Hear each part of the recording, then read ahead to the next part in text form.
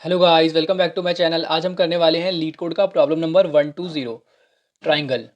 तो ये एक बहुत इंटरेस्टिंग प्रॉब्लम है और ये एक डीपी प्रॉब्लम है। ठीक है, तो सबसे पहले हम इसकी प्रॉब्लम स्टेटमेंट को समझेंगे और फिर देखेंगे इसके मेमोराइजेशन प्लस रिकर्जन वाले अप्रोच को। उसके बाद देखेंगे बॉटम अप अप्रोच को। ठीक है, तो ये डीपी का क्वेश्चन है। पहले तो वो कैसे पता चलेगा, तो उसके लिए पहले प्रॉब्लम स्टेटमेंट समझ लेते हैं। प्रॉब्लम स्टेटमेंट क्या है कि हमारे पास एक लिस्ट ऑफ लिस्ट दे रखी है। जैसे यहाँ पे दे रखा है हमें, पहले रो में हमारे पास 2 है, दूसरे रो में हमारे पास 3,4 की लिस्ट है, तीसरे रो में हमारे पास 6,5,7 की लिस्ट है। ठीक है, मैंने इसको ऐसे ड्रॉ कर रखा है ताकि आपको ज़्यादा अंडरस्टैंडिंग मिले। तो प्रॉब्लम ये है कि हमें टॉप टू बॉटम जाना है, हमें ऊपर से नीचे तक जाना है और हर रो में से हमें एक एलिमेंट को पिक करना है। और एट लास्ट हम जितनों को भी पिक करेंगे उन सबका जो सम है ना वो मिनिमम होना चाहिए। ठीक है, तो कैसे करेंगे? यहाँ से हम 2 लेंगे क्योंकि यहाँ पे तो और कोई है नहीं ना लेने के लिए। यहाँ पे 2 लेंगे और यहाँ पर एक और कंडीशन है कि आप जो पहले एलिमेंट ले लेंगे ना, तो वो इंडेक्स वाला या फिर उससे एक आगे इंडेक्स वाला, मतलब आई डी एक्स वाला या फिर I D x plus one वाला ही आप ले सकते हो अगले रो में जाके। जैसे कि यहाँ पर 3 है, तो यहाँ पे अगर आपने इसको ले लिया तो आप इसको ले सकते हो, नहीं तो इसको ले सकते हो। अगर आपने इसको ले लिया तो आप इसको ले सकते हो अगले में, नहीं तो इसको ले सकते हो। जैसे इसका इंडेक्स क्या है, इसका इंडेक्स 0, इसका इंडेक्स 1, तो 1 हो गया तो आप 1 या फिर 2 को ले सकते हो अगले रो में, इसको या फिर इसको। ठीक है, तो मैंने यहाँ से 2 को ले लिया, यहाँ से 3 को ले लिया, 3 को ले लिया। आप किसको ले सकते हैं, 6 5 को ले सकते हैं, 5 को ले लो, 5 को ले लिया। फिर 1 और 8 को ले सकते हैं, तो 1 को ले लो। तो क्या आंसर आया? 2 + 3 5, 5 + 5 10 + 1 11। यहाँ तो आपका जो ग्रिडी अप्रोच है, यहाँ तो आपका जो ग्रिडी अप्रोच है वो कम्प्लीटली काम कर गया और आपका आंसर आ गया 11। ठीक है, पर ग्रीडी अप्रोच ऐसे काम क्यों नहीं करेगा? अच्छा, ग्रीडी किसको बोलते हैं? तो आपको प्रॉब्लम स्टेटमेंट समझ में आ गई। तो अब पहले इसको समझ लेते हैं कि ग्रीडी क्यों नहीं लगेगा और डीपी क्यों लगेगा। क्योंकि देखो, अगर आपने यहाँ पे 2 ले लिया और तो आप बाउंड हो गए कि आपको इसमें या इसमें से लेना है, तो इसमें तो 2 ही चॉइस है हमारे पास। इसके बाद आपने अगर इसको ले लिया तो आप बाउंड हो गए, आपको इसको लेना है या फिर इसको लेना है। बट अगर कुछ ऐसा सिनेरियो होता कि यहाँ पर 2 होता, यहाँ पर 3 होता और यहाँ पर 4, ठीक है, लेकिन यहाँ पर 100 होता और यहाँ पर 98 होता और यहाँ पर 7 होता, तब तो आप फंस गए ना ग्रीडी में। देखो, जैसे यहाँ पे 2 है तो 2 आपने ले लिया, ठीक है, फिर आपने देखा 3 और 4 में से छोटा कौन सा है, तो 3 वाला छोटा है, तो आपने इसको ले लिया। अब आपने इसको ले लिया तो आप बाउंड हो गए, आप इसको नहीं तो इसको ले सकते हो, और ये बहुत हैवी नंबर्स हैं। तो ये आपके सम को बहुत ज़्यादा बढ़ा देंगे। बट अगर आपने यहाँ पे ग्रीडी ना दिखाकर आपने यहाँ पे 4 को लिया होता, तो क्या होता, 98 या 7 में से फिर आप 7 को चुन सकते थे। ठीक है, तो बात समझ में आई आपको? डीपी और ग्रीडी में से डीपी हमें क्यों यूज़ करना है यहाँ पे और ग्रीडी काम क्यों नहीं करेगा। अब डीपी क्या होता है? देखो, ग्रीडी तो ये होता है कि जो मतलब ग्रीडीली चीज़ों को चॉइस करो, अगर आपको मिनिमम चाहिए तो मिनिमम मिनिमम चुनते चुनते नीचे जाओ। पर डीपी क्या होता है? डीपी हर एक अप्रोच को एक्सप्लोर करता है, हर एक पाथ को एक्सप्लोर करता है। ठीक है, तो इसको देखते हैं। तो हमें कहीं भी वो बनने की ज़रूरत नहीं है, हमें इसके अंदर सिंपली सारे पाथ को क्या करना है, सारे पाथ को एक्सप्लोर करना है। तो फिर कैसे होगा ये देखो। तो मैं क्या बोल रहा हूँ कि इसमें जब डीपी लगाना ही है तो पहले इस सबसे पहले मैंने बताया था आपको डीपी के लिए कि आपको रिकर्जन के बारे में सोचना है, मेमोराइजेशन पे ध्यान नहीं देना। सबसे पहले रिकर्जन कैसे काम करेगा इसमें, उस बात पे सोचो। रिकर्जन में क्या क्या स्टेप्स होते हैं कि इसका बेस केस क्या होगा, नेक्स्ट इसका जो बीच वाला पार्ट होता है वो क्या होगा, और बाद में इसकी जो रिटर्निंग कंडीशन है वो क्या होगी।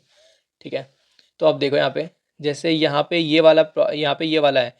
ठीक है, आप यहाँ पे खड़े हो तो आप इसको ले सकते हो, नहीं तो इसको ले सकते हो। फिर आप यहाँ पे खड़े हो तो आप इसको ले सकते हो, नहीं तो इसको ले सकते हो, है ना।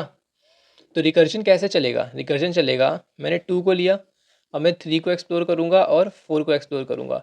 तो सबसे पहले तो एक ही को करूँगा ना, तो 3 को मान लो मैंने किया, तो मैंने पहले 6 को एक्सप्लोर किया और अब मैं 6 पे आ गया। अब 6 को एक्सप्लोर करना है तो मैं कहूँगा मैं 4 पे जाऊँगा, और 4 से फिर मैं क्या कहूँगा कि अगला क्या है दे दो, अगला कुछ भी नहीं है, तो मैं कहूँगा चलो यहाँ तो 4 ही आ जाएगा। तो यहाँ से तो 4 मिल गया इसको, और 6 फिर उसके बाद किस पे जाएगा, इस पे जाएगा एक्सप्लोर करने, तो 1 मिल गया। ठीक है, तो ये इन दोनों में से देखिएगा कि भाई मिनिमम कौन सा मिल रहा है, मिनिमम मुझे 1 मिल रहा है, तो यहाँ पे 1 आ जाएगा। ठीक है, अब ये कहेगा ठीक है, ये तो मैंने तो अपने इंडेक्सेस को क्या कर लिया, मैंने अपने इंडेक्सेस को एक्सप्लोर कर लिया। अब इसकी बारी, अब ये बदलेगा, ये कहेगा अब मैं 5 लेकर ट्राई करूँगा, तो 5 जैसे ही लेगा तो 5 बोलेगा मैं 1 ले सकता हूँ, नहीं तो मैं 8 ले सकता हूँ। ठीक है, अभी आप कहानी को समझो कि कैसे यहाँ पे रिकर्जन काम करेगा। फिर 5 के लिए आपने दोनों इंडेक्सेस को एक्सप्लोर कर लिया। अब आपने आप दोबारा इस पे गए 3 पे, तो 3 तो एक्सप्लोर हो गया, तो फिर 2 पे गए। फिर 2 ने बोला कि अब 3 तो एक्सप्लोर हो चुका है, 4 पे चलते हैं, तो 4 यहाँ पे आ गया। 4 मैंने पहले ही लिख दिया था, बट अब लिखना है 4 को। तो 4 5 को एक्सप्लोर करेगा और 7 को करेगा। 7 को अभी लिखना नहीं था, 5 को करेगा, फिर 5 1 को 8 को, ऐसे चलेगा, फिर 7। देखो यहाँ पे सब प्रॉब्लम आ गई, आपने 3 से 5 को पहले ही एक्सप्लोर कर लिया था और आप दोबारा आप 4 से 5 को वही चीज़ एक्सप्लोर कर रहे हो। तो यहाँ पर मेमोराइजेशन की नीड क्यों है, मैंने आपको ये भी समझा दिया। सब प्रॉब्लम्स मैंने आपको यहाँ पे दिखा दी कि आप 3 से गए यहाँ पे, फिर 3 से गए 5 पे, फिर 5 के लिए आपने चीज़ें कैलकुलेट करी, लेकिन आप जब 4 से 5 पे आए तो आपने दोबारा चीज़ें वही कैलकुलेट करी, तो यहाँ पर मेमोराइज हो सकता था। ठीक है, तो 4 से आप फिर गए 5 पे और आपने सेम चीज़ कैलकुलेट करी। अभी प्योर रिकर्जन देख रहे हैं, और 4 से फिर यहाँ पे आया 7।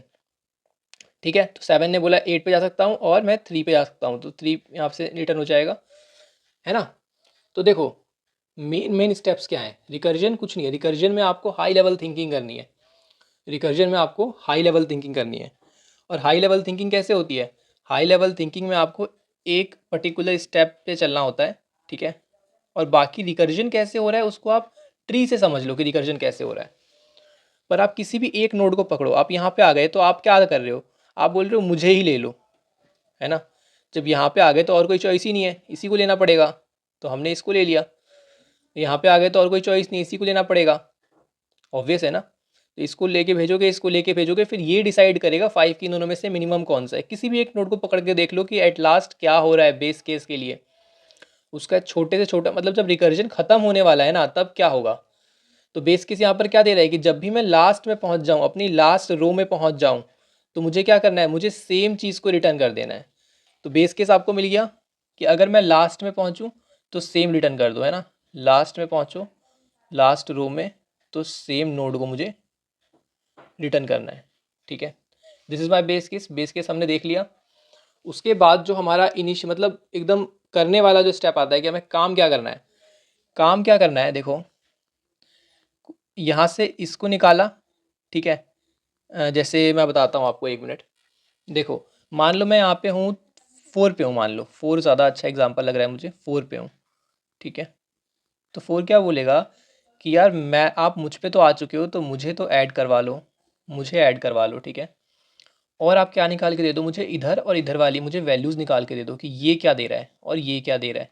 ठीक है, देखो 5 पे आएगा और 7 पे आएगा। अब 5 बोलेगा कि यार मैं भी, मतलब मुझे भी ऐड करवा लो, मुझे ऐड करवा लो, और 1 और 8 पर मेरे को बता दो क्या मिल रहा है। तो 1 बोलेगा 1 तो मैं 1 ही हूँ, और 8 तो 8 ही हूँ। ठीक है, तो 1 और 8 में से मिनिमम कौन सा हुआ, 1 हुआ। तो इसने बोला 5 1 6, मेरे पास तो 6 है, इसने अपना ऐड करवा लिया। और फिर सेम 7 ने क्या बोला, 7 भी 8 को आएगा और 3 को आएगा, 3 और 8 में से 3, तो 7 + 3 10, तो ये भी 10 आ जाएगा, है ना। मतलब क्या हो रहा है यहाँ पे कि करंट वाला जो नोड है वो तो ऐड हो रहा है, करंट वाला जहाँ पे भी हम खड़े हैं वो ऐड हो रहा है, और प्लस कॉल हो रही है, क्या कॉल हो रही है अगली रो के लिए, मतलब कि रो +1 करना है हमें। और इसके नीचे वाले, मतलब कि जैसे 0 1 2 ये दूसरा इंडेक्स है, तो दूसरा इंडेक्स और तीसरे इंडेक्स के लिए तो एक चलेगा IDX के लिए और एक चलेगा रो +1 IDX +1 के लिए। ये दो जगह से आंसर आएंगे और दोनों में करंट को मुझे ऐड करना है। मैं आपको इसकी फाइनल इम्प्लीमेंटेशन दिखा देता हूँ, क्योंकि मैंने आपको रिकर्सिव ट्री बना के दिखा दिया है, तो आपको समझ में आ गया होगा। अब आप इम्प्लीमेंटेशन देखोगे तो आपको बिल्कुल क्लैरिटी आ जाएगी। देखो ये सब तो मेमोराइज करने का स्टेप है, ये सब आप खुद भी कर सकते हो, इसमें आपको कोई प्रॉब्लम नहीं होगी अगर आपने DP थोड़ा बहुत भी किया हुआ है। सबसे पहले तो मैं आपको ये समझाना चाहूँगा ये कैसे काम कर रहा है। मैंने इसके अंदर एक लिस्ट ली है जो मेरा ट्राइंगल है, और प्रीवियस इंडेक्स मतलब जो पिछला इंडेक्स जो आया है होकर वो, ताकि मुझे पता रहे कि मुझे कहाँ पे जाना है, इस पे जाना है या इस पे जाना है। ठीक है, इसको मुझे प्रीवियस इंडेक्स नहीं लिखना था, इसको मुझे करंट इंडेक्स ही लिखना था, पर कोई बात नहीं। देखो यहाँ पर रो है, ठीक है, रो मेरा करंट रो है। तो जब मेरा रो जो है वो लास्ट रो हो जाएगा, लिस्ट डॉट साइज -1 हो जाएगा, तो मैं वही वैल्यू रिटर्न कर दूंगा जो मेरे पास अभी करंट वाली जो वैल्यू है। ये हमने अपना बेस केस देख लिया था। ठीक है, और इसके बाद क्या होगा, ये तो मेमोराइजेशन वाला स्टेप है। आंसर 1 मैं कैलकुलेट करूँगा, करंट वैल्यू को मैंने ऐड करवाया और एक्सप्लोर किया आगे रो प्लस 1 के प्रीवियस इंडेक्स के लिए। फिर मैंने करंट वाले को ऐड करवाया और फिर आगे एक्सप्लोर किया रो प्लस 1 वाले के लिए प्रीवियस इंडेक्स प्लस 1 के लिए, ठीक है। और लास्ट में मैंने रिटर्न कर दिया मैथ डॉट मिनिमम। अब मैं आपको इसमें कुछ और अच्छी चीज़ें बताना चाहता हूँ। देखो जैसे यहाँ पे, हाँ देखो, जैसे पहले इसको ड्राई रन करके मैं आपको दिखा देता हूँ। 2 3 4 6 5 7 4 1 8 एंड 3, ठीक है। तो देखो यहाँ पर जैसे ही, यहाँ सबसे पहले तो यहाँ पर होंगे हम, ठीक है, ये दोनों 0 0 होंगे। उसके बाद किधर आएंगे, उसके बाद मैं इसको ऐड करवा दूंगा 2 प्लस और इस पे आ जाएंगे, ठीक है। सबसे पहले तो इसी पे आएंगे ना, प्रीवियस इंडेक्स प्लस रो प्लस 1, इस पे आए फिर इस पे आ जाएंगे, फिर सेम वही, फिर सेम वही, फिर यहाँ पे जैसे ही लास्ट रो पे आए तो ये रिटर्न हो जाएगा, यहाँ से ये रिटर्न हो जाएगा 4। तो 4 प्लस 6 10। देखो जैसा बताया था एग्जैक्टली वैसा ही हो रहा है, 4 प्लस 6 10 हो जाएगा। तो आंसर 1 में क्या आ गया, आंसर 1 में हमारे पास आ गया है 10। और लिस्ट डॉट गेट रो एग्जैक्टली ये भी वैसे ही काम करेगा, प्रीवियस इंडेक्स प्लस 1 और रो प्लस 1, मतलब कि 6 प्लस 1 7, ठीक है। तो आंसर 1 में 10 आ गया है और आंसर 2 में आ गया है 7 फॉर दिस स्टेप, इस रो के लिए। अभी आगे वाली पीछे वाली रिकर्जन्स बाकी हैं, ठीक है। तो आंसर 1 आंसर 2 मिल गया, क्या रिटर्न करना है, मिनिमम। तो 7 यहाँ से रिटर्न हो जाएगा। तो इस लेवल पे से 7 रिटर्न हो चुका है, ठीक है। अब जैसे ही 7 रिटर्न हुआ इन दोनों में से, तो क्या करना है मुझे, 7 प्लस 3 10, है ना। तो यहाँ पर इसके आंसर 1 में तो 10 आ गया, 3 के आंसर 1 में, और 3 के आंसर 2 में क्या आएगा, 3 का आंसर 2 तो अभी एक्सप्लोर नहीं किया है, 5 वाला। तो 5 क्या करेगा, 5 के लिए भी अलग रिकर्जन खुलेगी, 1 और 8। तो यहाँ पर 1 प्लस 5 या 8 प्लस 5 कौन सा छोटा है, 1 प्लस 5 छोटा है ना, वही मिनिमम रिटर्न होगा। तो 6 यहाँ से रिटर्न होगा। फिर उसके बाद 6 प्लस 3 छोटा है या 7 प्लस 3 छोटा है, ऑब्वियसली 6 प्लस 3 छोटा है ना। तो यहाँ पे आंसर 2 क्या हो जाएगा, 9। तो ये वाला छोटा है तो ये रिटर्न हो जाएगा, यहाँ पे ये 9 रिटर्न कर रहा है। अब सेम सेम हिस्ट्री के लिए भी देख लेंगे, है ना। तो 9 प्लस 2 11, ये 11 आ रहा है। और इस ट्री के लिए देखो, यहाँ पे यहाँ पे यहाँ पे, और ये भी रिटर्न करेगा। 5 ने क्या रिटर्न किया था, 5 ने रिटर्न किया था 6, तो यहाँ पर 6 रिटर्न होगा। 7 से क्या रिटर्न होगा, 7 प्लस 8 15, 7 प्लस 3 10, तो यहाँ पर 10 रिटर्न होगा। तो 6 प्लस 4 10, 10 प्लस 4 15, 14 सॉरी 14। तो 6 प्लस 4 10 यहाँ से रिटर्न होगा, ठीक है, क्योंकि 10 छोटा है, जो छोटा है उसको रिटर्न करते रहो। फिर 10 प्लस क्या लिखा है ये 2, तो 10 प्लस 2 12 छोटा है या 11 छोटा है, 11 छोटा है, तो 11 आंसर आ जाएगा, ठीक है। तो मैंने आपको इसे ड्राई रन करके भी समझा दिया है। अब मैं आपको मेमोराइजेशन समझा देता हूँ। यार मेमोराइजेशन में कुछ नहीं है, यहाँ पे मैंने इंटीजर डीपी इसलिए बनाया क्लास का वेरिएबल, ताकि मुझे इसको पास ना करना पड़े, और इसे मुझे नल वाला जो है मिल जाता है, तो मेरे को -1 इनिशियलाइज करने की ज़रूरत नहीं पड़ती है। तो यहाँ पर ये कर लिया है और यहाँ पर मैंने इसको इनिशियलाइज कर लिया है। इसके बाद मैंने क्या किया, यहाँ पे रो और इसके अंदर पूछ लिया है कि यार नल है, अगर नल नहीं है तो ऑब्वियस है उसके अंदर वैल्यू स्टोर हो चुकी होगी, तो मैं उसको रिटर्न कर दूंगा। और यहाँ पर जैसे यहाँ पे 5 के लिए सब प्रॉब्लम आ रही थी, तो यहाँ पे 5 के लिए दोबारा इवैल्यूएशन नहीं होगा, डायरेक्टली यहाँ से इसको 6 मिल जाएगा। तो यहाँ पर डीपी रो में मैंने स्टोर करवा दिया। अब आपको रिटर्न करवाना है तो स्टोर तो करवाना ही पड़ेगा, तो आंसर को स्टोर भी करवा दिया और यहाँ से रिटर्न करवा दिया। चलो ये तो हो गया इसका मेमोराइजेशन प्लस रिकर्जन वाला प्रोसेस। अब हम देखते हैं इसका बॉटम अप। जो बॉटम अप है वो कहाँ से लिखा मैंने, वो मैंने इसी इसी इंट्यूशन से लिखा, इसी अप्रोच से लिखा है। आप रिकर्जन प्लस मेमोराइजेशन से ही बॉटम अप को लिख सकते हो, कोई प्रॉब्लम नहीं है। कुछ नहीं करना। क्या होता है बॉटम अप के स्टेप्स, बताओ मुझे। स्टेप्स होता है, सबसे पहले एक डीपी एरे बनानी होती है, और आपको ये डिसाइड करना है आप 1D एरे बनाओगे या 2D एरे बनाओगे या 3D एरे बनाओगे, ठीक है। फिर दूसरा स्टेप क्या होता है, दूसरा स्टेप होता है आपको डीपी को क्या करना है, इनिशियलाइज करना है, उस एरे को इनिशियलाइज करना है, और आपको पता होना चाहिए हर एक सेल क्या बता रहा है। फिर आपको फाइनली वो बताना है कि आपका आंसर उसके अंदर क्या है। तो चलो बता देखते हैं क्या है। सबसे पहले तो यहाँ पे डीपी कौन सी बनेगी, 1D डीपी बनेगी, 2D डीपी बनेगी, कौन सी डीपी बनेगी। तो यहाँ पर जो काम है वो 1D डीपी से ही हो जाएगा, क्योंकि हम क्या करने वाले हैं, हम हर एक सेल पे हमारी जो सोच है इसके अंदर, उस पे देखो, हम क्या करेंगे, हर एक सेल पे ये दिखाएंगे कि ये वाला जो है ना, ये मिनिमम सम है, ये मिनिमम सम है।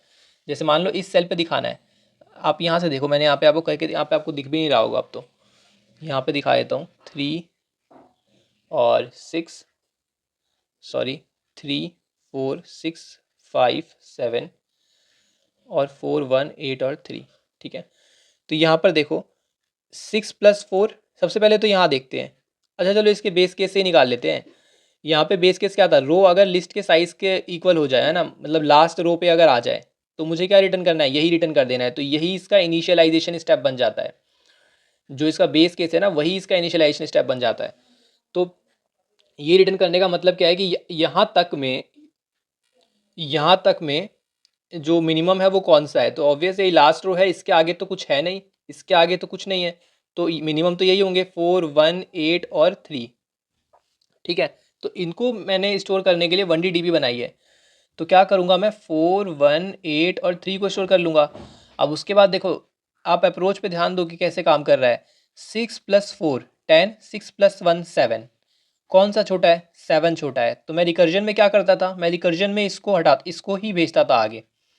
तो यहाँ पर भी मैं वही करूँगा, 6 से आके पूछूंगा यार तुम 4 में ऐड हो जाओ और 1 में ऐड हो जाओ और छोटा कौन सा है मुझे ये बता दो। तो बोलेगा 7 छोटा है, तो मैं एक 7 यहाँ पे डाल दूंगा। अब मैं 5 से भी सेम चीज़ पूछूंगा, 5+1 6 और 5+8 13, तो 6 छोटा है तो 6 आ जाएगा। 7 से पूछूंगा 7+8 15, 7+3 10, तो 10 छोटा है 10 आ जाएगा।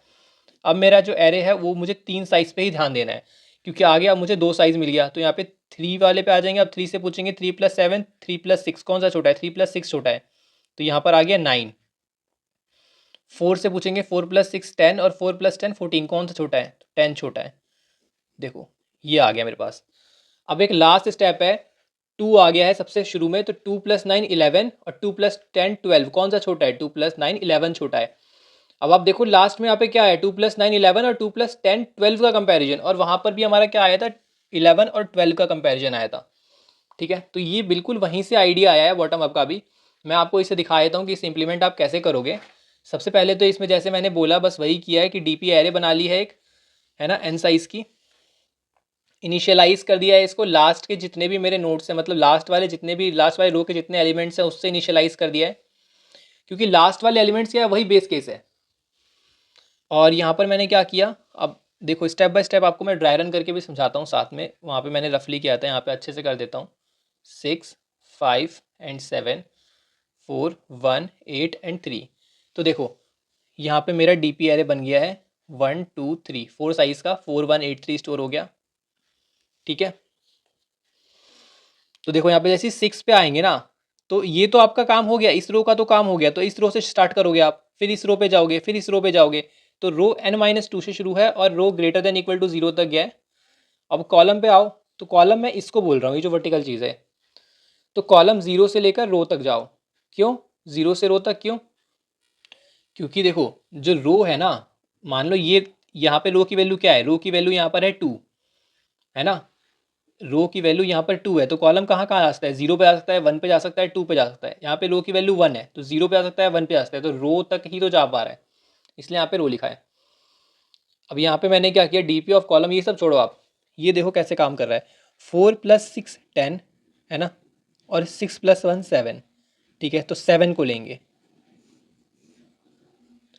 तो मैंने 7 को ले लिया, ठीक है। यहाँ पर कोड से वही काम है, math dot minimum DP of column +1, मतलब ये कॉलम +1, इन दोनों में से मिनिमम कौन सा है, 1 है मिनिमम। क्योंकि जो ऐड हो रहा है उसी में से तो मिनिमम देंगे, जहाँ चॉइस है, तो जहाँ चॉइस है वहाँ मिनिमम निकाल लिया और फिर इससे ऐड कर दिया करंट वाले से, ये करंट है। वहाँ पे भी यही आइडिया था, करंट वाले से मिनिमम को ऐड कर दो। तो 6+1 7 हो गया, तो यहाँ पर 7 मैंने लिख दिया। उसके बाद आएंगे 5 पे, तो 5 किसको, 1 और 8 को ले सकता है, तो 5 1 हो जाएगा मिनिमम, तो 5+1 6, तो 6 आ गया। अब इस पे आएंगे, तो 7+8 15, 7+3 10, तो 10 यहाँ पे आ गया मिनिमम। और इसका तो हमें कोई काम नहीं है, तो यहाँ पर जो था वो रहने दो, कोई प्रॉब्लम नहीं है। धीरे धीरे एरे का साइज अपने आप रिड्यूस होता जाएगा, इसीलिए मैं डीपी ऑफ कॉलम के अंदर वैल्यूज़ को डाल रहा हूँ। अब 3,4 पे आ गए, तो 3 किसको किसको ले सकता है, 7 को और 6 को, तो 3+7 10 और 3+6 9, तो छोटा कौन सा है इनमें से, छोटा कौन सा है, 9 छोटा है ना, क्योंकि ये 5 को लेगा, सॉरी ये 7 को लेगा ही नहीं, है ना, 6 को लेगा। अब आप बोलोगे ये ग्रीडी कैसे नहीं है, ये ग्रीडी इसलिए नहीं है क्योंकि इसमें साइमल्टेनियस सारे लेवल और सारे कॉलम्स स्टोर होकर कैलकुलेट हो रहे हैं, ना कि आप किसी को छोड़ के आगे बढ़ रहे हो। तो 3+7 3+6। अब देखो 3+10, अब यहाँ से क्यों नहीं देख रहे, क्योंकि यार वैल्यूज चेंज हो चुकी हैं। अब पीछे वाली ये दोनों लेवल की वैल्यू को आपको कंपैरिजन करना पड़ेगा, तो ये दोनों वैल्यू का कंपैरिजन इसमें पड़ा हुआ है। तो 3+7 और 3+6, तो 3+6 छोटा है। अगेन 4+6 4+10, तो 4+6 छोटा है। और यहाँ पर जो है उसे एज इट इज़ रहने दो, इससे कोई फ़र्क नहीं पड़ता। उसके बाद देखो 2+9 11 और 2+10 12, कौन सा छोटा है, 11 छोटा है। अब यहाँ पर एज इट इज़ चीज़ें रहने दो, इससे भी कोई फ़र्क नहीं पड़ता। तो आंसर क्या हो जाएगा, DP ऑफ 0, जो सबसे स्टार्टिंग वाला मेरा सेल है। तो ड्राई रन हो गया इसका। अब टाइम कॉम्प्लेक्सिटी की बात कर लेते हैं। टाइम कॉम्प्लेक्सिटी आपको बहुत क्लियर होगी इसकी क्या है, जो कि हर एक हमारे डीपी एरे में होती, डीपी वाले क्वेश्चंस में टाइम कॉम्प्लेक्सिटी होती है, वही इसकी भी टाइम कॉम्प्लेक्सिटी है, वही इसकी भी स्पेस कॉम्प्लेक्सिटी है। तो गाइस कैसी लगी आपको ये वीडियो, आप मुझे फीडबैक ज़रूर देना। और अगर आपको वीडियो हेल्पफुल लगी हो तो वीडियो को लाइक करो और चैनल को सब्सक्राइब कर लो।